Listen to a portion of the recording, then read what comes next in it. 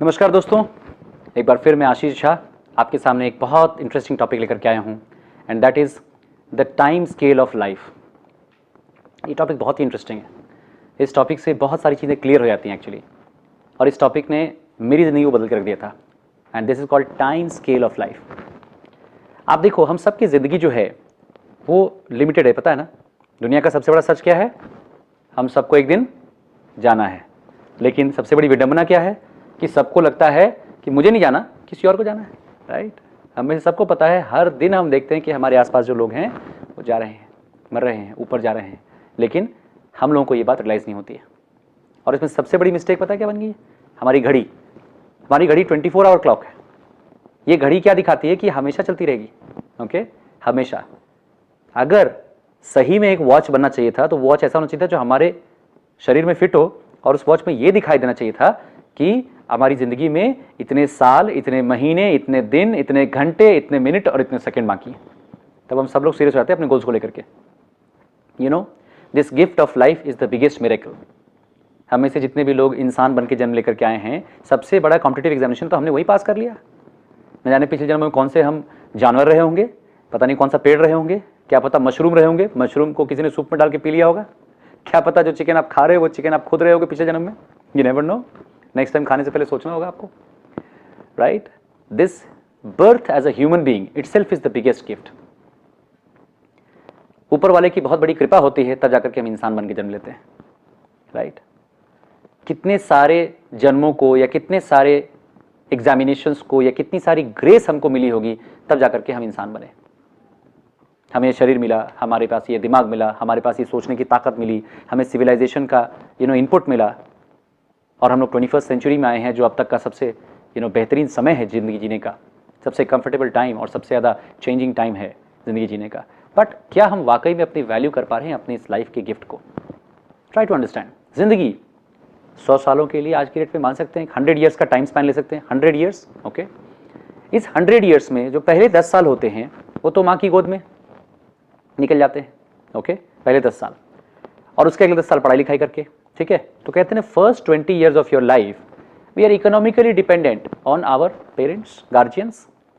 इसलिए हम कोई डिसीजन अपना ले नहीं पाते हैं। Mostly our decisions are being taken care of by guardians पहले 20 साल। और उसके बाद आप 20 से 40, 40 से 60, 60 से 80, 80 से 100 का ये पूरा आप डिवीजन कर लो क्वाड्रेंट में, ठीक है जी। अभी 20 से 60 के क्वाड्रेंट को हम अलग कर देते हैं। 60 से लेकर 80 का जो पार्ट होता है, उस पार्ट में हम सोशली डिपेंडेंट रहते हैं अपने बच्चों के ऊपर। कोई भी डिसीजन हम बच्चों से पूछ के लेते हैं, क्योंकि उस समय तक हमारे बच्चे बड़े हो चुके होते हैं, और हम कोई रेडिकल डिसीजन नहीं लेना चाहते हैं 60 से 80 के बीच में। 80 से लेकर 100 में हम इकोनॉमिकली तो नहीं बट फिजिकली डिपेंडेंट हो जाते हैं। किस पर? डॉक्टर पे, नर्स पे। एक मिठाई खाने के लिए भी पूछना पड़ता है कि खाऊं कि नहीं खाऊं, कहीं बीमार तो नहीं पड़ जाऊंगा। कहीं घूमने के लिए पूछना पड़ता है, कभी कभार तो टॉयलेट जाने से पहले पूछना पड़ता है, राइट। भगवान किसी को ऐसी अवस्था ना दे, लेकिन ये पॉसिबल है। तो एक्चुअली अगर हमारी लाइफ में इंडिपेंडेंट टाइम देखा जाए, जिसको हम एक्चुअली इंडिपेंडेंस से जी सके हैं, वो सिर्फ 20 to 60 है, सिर्फ 20 साल से लेकर 60 साल तक। यही इंडिपेंडेंट टाइम है। और इस इंडिपेंडेंट टाइम के बीच में हम क्या करते हैं? 20 से लेकर 60 साल को हम पूरा गवा देते हैं काम करने में। यही वो पीरियड है जब हम सारी डिसीजंस अपने खुद के ले सकते हैं। हम जिनसे चाहे शादी कर सकते हैं, हम जो चाहे नौकरी कर सकते हैं, हम जिस देश में चाहें, जिस राज्य में चाहें, जिस शहर में चाहे रह सकते हैं, हम जो चाहे पढ़ सकते हैं, जो चाहे लिख सकते हैं, जो चाहे रिलीजन प्रैक्टिस कर सकते हैं, जिसको चाहे वोट दे सकते हैं, जो मर्जी भाषा बोल सकते हैं। सारी चॉइस हमारी खुद की होती है। लेकिन इस पूरे ड्यूरेशन को हम जाके कहाँ कुर्बान कर देते हैं? That is work. हम सिर्फ काम करते रहते हैं। तो ये जो ज़िंदगी आपको मिली है, इस पूरी ज़िंदगी का सबसे इंपॉर्टेंट पोर्शन जो है 20 से लेकर 60 साल तक, वो काम करने में खत्म कर दिया हमने। Is work the purpose of life? Work is only an enabler of life. आप समझो, वर्क भी क्यों करते हैं? पैसा कमाने के लिए, राइट, ओके। पैसा कमाना, आप यहीं पर रुकना। पैसा कमाना जरूरी है, जैसे इस कमरे में रोशनी जरूरी है, बट क्या इस रोशनी के लिए 24 घंटे हम काम करते हैं या 8 घंटे काम करते हैं? नहीं ना। पानी पीना जरूरी है, बट क्या पानी के लिए आप 8 घंटे काम करते हो? नहीं ना। आपकी जिंदगी में जितनी भी जरूरी रिसोर्सेज हैं, उसके लिए आप 8 घंटे काम नहीं करते हो, तो पैसे के लिए क्यों 8 घंटे काम करते हो? हर चीज को आपने क्या कर रखा है, हर चीज के लिए आपने एक साइंटिफिक तरीका ढूंढ रखा है, यानी कम समय लगा के उस चीज को पूरा करने का आपने तरीका ढूंढ रखा है। तो कम समय लगा करके ऑक्यूपेशन करने का भी तरीका हमें ढूंढना चाहिए या नहीं ढूंढना चाहिए? 8 आवर्स वर्क करने का जो स्केड्यूल है, it is the lengthiest schedule. अगर आप देखोगे ऑक्यूपेशन या जॉब आपकी जिंदगी के वो 40 इयर्स सनराइज से लेकर सनसेट तक ले जाता है जो 40 इयर्स सबसे वाइटल 40 इयर्स है। आप सोचो, पैसा आपकी जिंदगी का फ्यूल ही तो है ना। Money is just a fuel of your life, correct? क्या कोई भी गाड़ी खरीदता है तेल भराने के लिए? तेल गाड़ी के लिए जरूरी है, बट तेल गाड़ी का लक्ष्य नहीं हो सकता है। आपकी जिंदगी का लक्ष्य ऑक्सीजन नहीं हो सकता है, ऑक्सीजन जरूरी है। लक्ष्य पानी पीना नहीं हो सकता है, it is an enabler, right? पैसा एक एनेबलर है, और एनेबलर के लिए मिनिमम से मिनिमम टाइम हमेशा दिया जाता है। मिनिमम टाइम में एनेबलर्स को पूरा करना चाहिए। आप ब्रश करने में कितना टाइम दोगे, मैक्सिमम या मिनिमम? आप नहाने में कितना टाइम दोगे, मैक्सिमम या मिनिमम? खाना खाने में मैक्सिमम या मिनिमम? सोने में मैक्सिमम या मिनिमम? हर चीज में, कपड़े धोने में मैक्सिमम या मिनिमम? हर चीज में आप मिनिमम टाइम दोगे, क्योंकि ये सारी चीजें एनेबलर्स हैं आपकी लाइफ की। आपके घर में पोछा लगता है, कपड़े धुलते हैं, ये इंपॉर्टेंट है, बट क्या ये सबसे जरूरी है? क्या यही लक्ष्य है? कपड़े धुलना आपके घर का लक्ष्य है? नहीं। आपकी जिंदगी का लक्ष्य क्या है, इसको समझना पड़ेगा, और उस लक्ष्य को समझने के लिए भी समय नहीं। प्रॉब्लम तो यहां है ना। क्यों? क्योंकि समय हमने दे रखा है किसी और को। तो जो एनेबलर है उसके लिए आप कितना टाइम दे सकते हो? मिनिमम। पैसे को कमाने के लिए भी हमें मिनिमम टाइम में खत्म करना पड़ेगा। जॉब या ऑक्यूपेशन आपकी जिंदगी के सबसे ज्यादा वाइटल टाइम को ड्रेन आउट कर देता है। 20 से लेकर 60 साल खत्म, कुछ लोग उसके बाद भी करते रहते हैं। मेरा यह कहना है कि क्यों ना हम एक सिस्टम ढूंढ लें जो सिस्टम जल्दी से हमारी इनकम को हमारे फिजिकल परफॉर्मेंस से रिप्लेस कर दे। जैसे आपके घर में पानी आता है, उसका एक सिस्टम है, आप उसको बार बार कुएं से निकाल के नहीं लाते हो। आपके घर में बिजली जलती है, उसका एक सिस्टम है, आप बार बार मोमबत्तियां जलाते नहीं फिरते हो। उसी तरह से आपकी जिंदगी में पैसे का भी एक सिस्टम होना चाहिए। तो सिस्टम ऑटोमेटिक है आपकी जिंदगी में पैसा लाके दे, क्योंकि सबसे ज्यादा कीमती आपका समय है, राइट?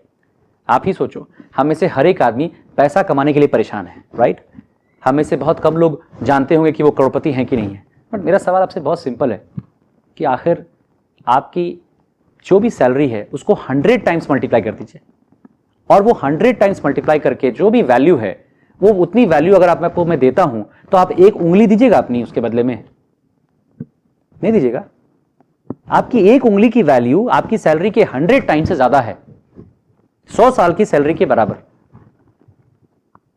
एक उंगली की वैल्यू। आपके हाथ में 10 उंगलियां हैं, पैर में भी उंगलियां हैं।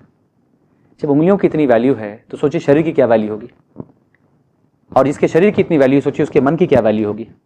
शरीर मन सब मिलाकर के उसके जीवन की क्या वैल्यू होगी, और उसके जीवन का सबसे इंपॉर्टेंट हिस्सा आप लगा देते हो काम करने में। कितना सस्ता सौदा है। काम करना अच्छी बात है, बट पैसे के लिए काम करना, वो भी बहुत लंबे समय के लिए, ये अच्छी बात नहीं है। Make money work for you. Find out a system where money can work for you, where a system can work for you. Don't always keep working for money. पैसा जरूरी है, बट इतना भी नहीं कि अपनी पूरी जिंदगी उसके लिए आप काम करते रह जाओ। जैसे पानी जरूरी है, बट इतना भी नहीं कि पूरी जिंदगी पानी के लिए ही काम करते रह जाओ।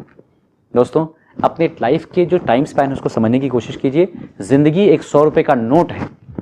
इस 100 रुपए के नोट को ऐसे खर्च कीजिए, 10 साल मां की गोद से फ्री होने में, मां की गोद से 10 साल में फ्री हो जाइए। 10 साल सरस्वती से फ्री होने में, 20 साल में पढ़ाई लिखाई करके फ्री हो जाइए। 10 साल आप गृहस्थी से फ्री हो जाइए, यानी शादी वादी करके बच्चे बच्चे करके आप अपना गृहस्थी का जो धर्म है वो निभा लीजिए। और जो आपके 30 से 40 साल यानी 10 साल और हैं, वहां पर आप आर्थिक रूप से फ्री हो जाइए, यानी कि लक्ष्मी से फ्री हो जाइए। ये 40 सालों में अपने संसाधनों का जो फ्रीडम है वो ढूंढ लीजिए। उसके बाद 40 से लेकर 60 के बीच में एक गुरु की तलाश कीजिए, अपने पर्पस को फाइंड आउट कीजिए, find out the true purpose of your life, और 60 से लेकर 80 के बीच में fulfil that purpose of your life. उसके बाद तो फिर ऊपर वाले की मर्जी जैसे होगी उतना जीवन होगा, लेकिन एटलीस्ट आपने अपनी जिंदगी का कोटा पूरा कर लिया, आपने अपना पर्पस पूरा कर लिया। मैं आप सबसे यही रिक्वेस्ट करता हूं कि अपनी जिंदगी की वैल्यू को एक बार ठहर करके सोचिएगा कि ये जो 100 साल आपको मिले हैं, ये जो एक्सपायरी डेट के साथ जिंदगी आई है, अगर इसका आखिरी 7 दिन आज से शुरू होता है, तो क्या कल सुबह उठ करके आप वही करेंगे जो आप नॉर्मली करते हैं? क्या आप नौकरी पे जाएंगे? क्या स्टूडेंट्स पढ़ाई करेंगे? क्या हाउसवाइफ खाना बनाएंगी? Last 7 days of your life, just think about it. जो आखिरी 7 दिन में आप करेंगे वही आपका सच है, वही आप हो। वो जो आखिरी 7 दिन में करोगे, अभी से करना शुरू कर दो। हो सकता है आपको आपका पर्पस फुलफिल्ड मिल जाए। दोस्तों, इसी के साथ हम आज विदा लेते हैं, फिर आपसे मुलाकात होगी अगले एपिसोड में। Thank you very much.